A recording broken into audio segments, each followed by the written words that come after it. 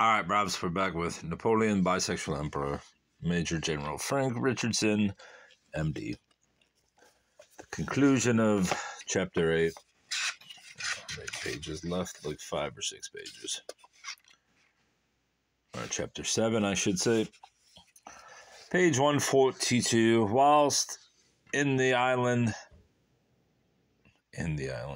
He's in an island of Elba. Napoleon had been closely watched by spies, and Robert Christophe, who has scrutinized that phase of his life, considers that there is no evidence to support any of the love affairs with which he was credited during his brief and busy stay on that island. In St. Helena, he was even more surrounded by watchful eyes sharpened by the cat and mouse game played by the governor and his prisoner.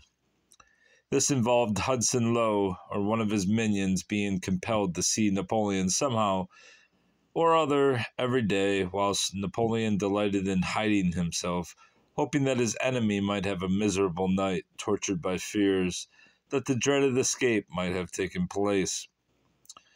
Napoleon wanted Hudson Lowe to think that there were still women prepared to comfort and even aid the prisoner. This troubled the enemy and flattered his own vanity. This was something about which the British government wanted to know, and when Dr. Baxter, who had been chief medical officer in St. Helena, returned to London, he was asked outright by Lord Bathurst, the Secretary of State for the Colonies, if Napoleon had a mistress, and if Madame Bertrand and Montholon were condescending.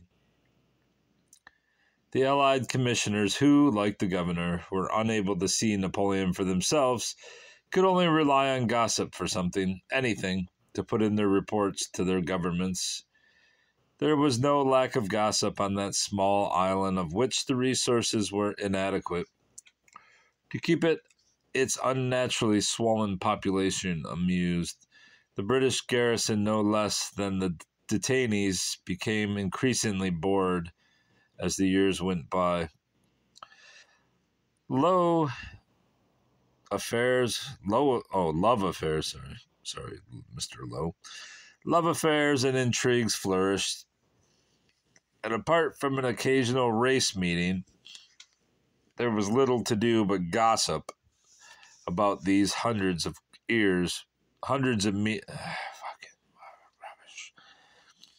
Love affairs and intrigues flourished, and apart from an occasional race meeting, there was little to do but gossip about these.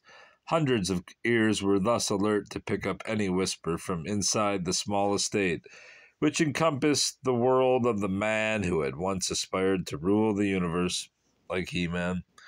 The principal source of whispers was General Gourgaud, who, as will emerge in my next chapter, has a good claim to be regarded as the most extraordinary individual in St. Helena, next to Napoleon.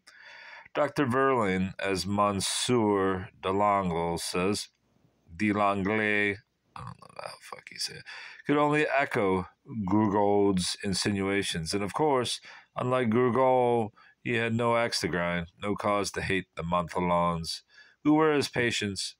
Gourgaud did not really insinuate or whisper. He declared loud and clear that when he returned to Europe, he would publish abroad that Montholon was a pimp and his wife a tart. Montholon est une plot, et sa femme une pie. The opinion of Albine was a widely held one, and human nature being what it is, it was inevitable that some people in the island... Why are they in the island? Is that like in hospital? Some people in the island were prepared to believe that maybe they were mole people. To believe that Napoleon had slept with her. At least one of the commissioners believed this. Baron Sturmer passed on the scandal to Metternich, but the reliable Count Balmain, normally eager to keep the Tsar amused with spicy stories about the man who had been both his enemy and his close friend, was silent.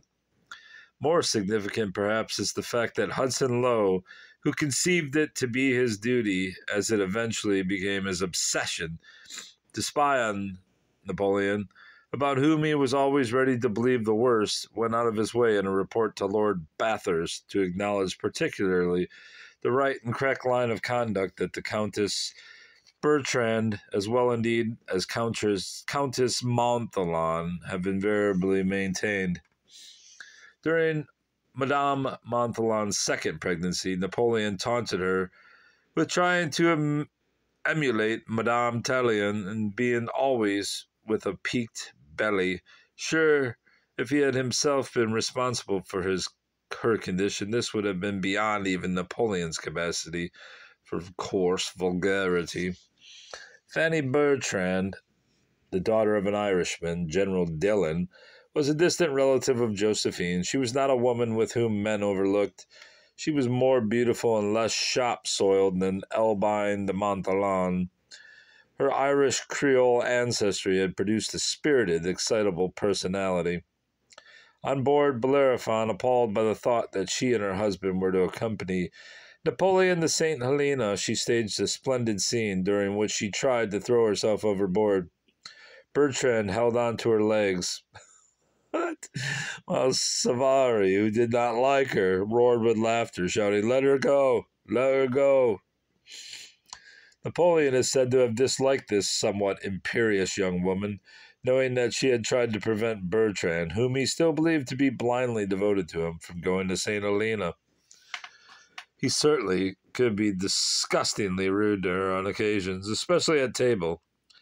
Dr. Warden, the chief medical officer of Northumberland, described a little incident soon after their arrival in St. Helena. When he drove in a carriage with Napoleon and the Bertrands, Napoleon threw his arm around Fanny, crying to Warden, "This is my mistress." Then, affecting to fear that he had used the wrong English word, he substituted love, but finally settled for friend. Bertrand, meanwhile, was laughing heartily, and Dr. Warden, who said that Napoleon was the life of the party, thought that he was trying to rally Madame Bertrand, who was depressed after a recent illness. All very innocent. Towards the end of his life, in pain and often delirious, Napoleon conceived the remarkable delusion that the eminently respectable Madame Bertrand was a whore, and that he ought to have made her his mistress. He abused Dr. Antomarchi for preventing him from doing so. Fanny's plan to return to Europe for the education of her children, which was cancelled when it seemed that Napoleon might be dying, infuriated him. He looked upon it as abandonment of a potential lover, and a slur on his ability to attract her. His estrangement from Bertrand has even been attributed to his inability to cuckold him. Monsieur Vaux finds this sexual rancor about Madame Bertrand frightening in a dying man. Mr. Cronin accurately moved that tissue. Very inappropriate. Monsieur Vaux finds his sexual rancor almost about Madame Bertrand frightening in a dying man. Mr. Cronin, why do I keep losing my place? Mr. Cronin accurately diagnoses it as fantasy. It was clearly part of the toxemia of the condition which was soon to end his unhappy, desperately lonely existence. If the cramped conditions in Longwood made misconduct with Fanny or Albine so difficult as to be highly unlikely, it was even more impossible for Napoleon to import any woman from outside, whom he might have met when he used to drive about the island. A Miss Mason, in whose house he used to sit for hours, was described by Aubrey as an old maid with mannish ways. Then, of course, there was the attractive young Miss Robinson, whom Napoleon nicknamed the Nymph. Shortly after she got married, Napoleon met the newlywed couple out walking, and he warmly and impulsively embraced and kissed, not the Nymph, but her young husband, lamely excusing himself by explaining that he could not help it, as the young man strongly resembled his brother Joseph. Surely even the French must agree that such behavior was odd. I think we can safely regard Marie Woluska as Napoleon's last mistress, and I am content to agree with Monsieur Gilbert Martineau that the stories of affairs with women in St. Helena are stupid insinuations. Various writers have believed that Napoleon was not truly attractive to women, that those he became his mistresses were attracted by his wealth and the splendor of his position, and that women in general avenged their sex by regarding him as he regarded them, which was with contempt. Lieutenant General Raoul Bryce considered that most of his mistresses were temporary episodes. Isn't that the whole point of a mistress?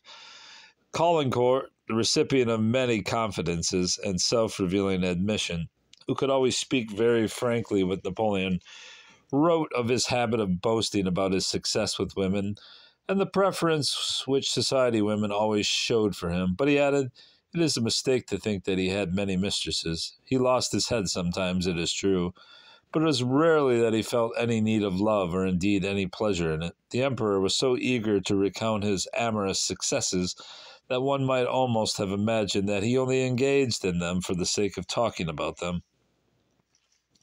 This verdict by one of Napoleon's most intimate friends, and a very sensitive kind of man he seems to have been, exactly fits my own reading of Napoleon's character.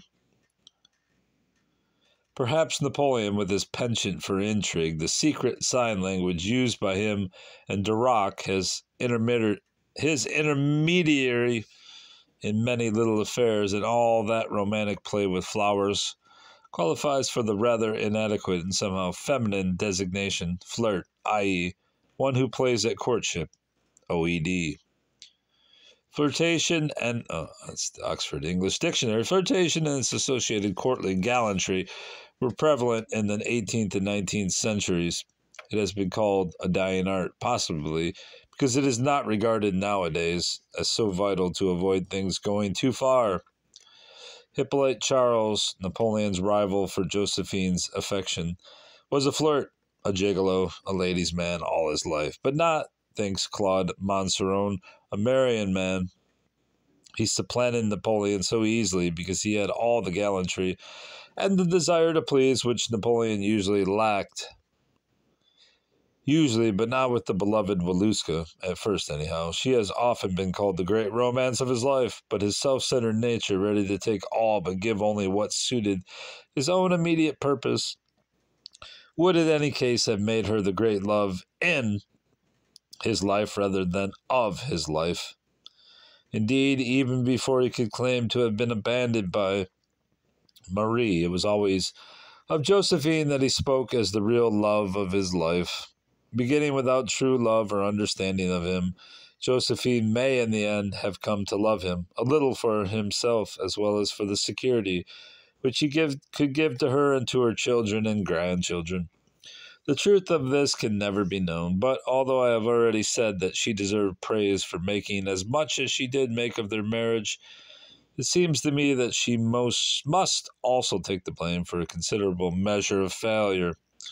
If she had had a really inspired understanding of his complex character and could have met him on ground of his own choosing, so to speak, she might have given him a lot more than early reassurance.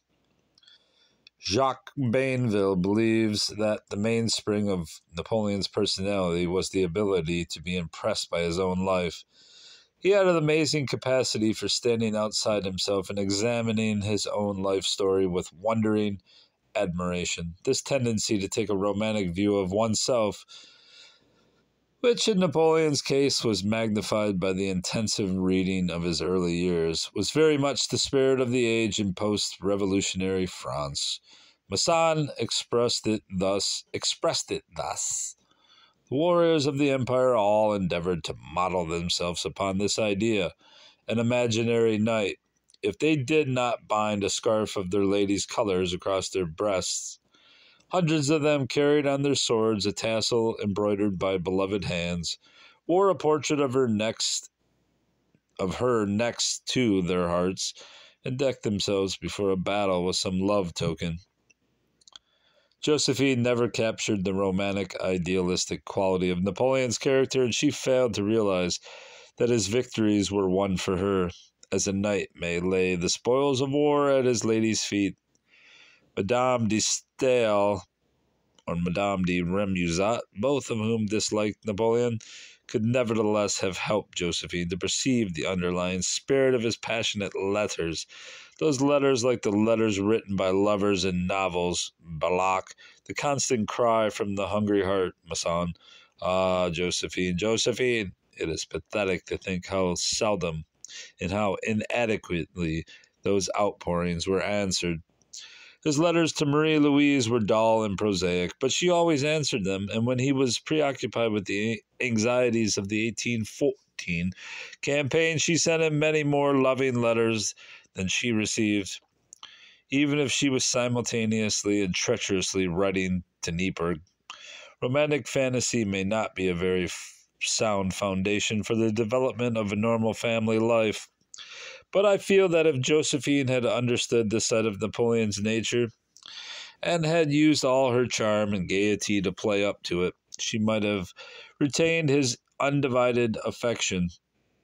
He might then have been content to go ahead with one of his various plans for adopting an heir instead of restlessly seeking evidence of his own ability to father one for himself. He had turned from the attractive and loving young Desiree Clary to a succession of women much older than himself, and mostly widows, before finally choosing Josephine. He admitted that she gave him the reassurance which he sought, and it may be unfair to blame her too much for failing to come to grips with his complex personality during a honeymoon of less than 2 days.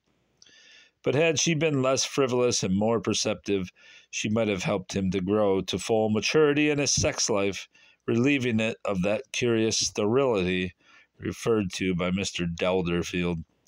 For the literary man's expression sterility, I would substitute the medical diagnosis immaturity. It was this immaturity which accounted for the homosexual element in his nature, which must now be examined. Bye, guys. Get it? Bye, guys. Bye, guys. Bye, guys.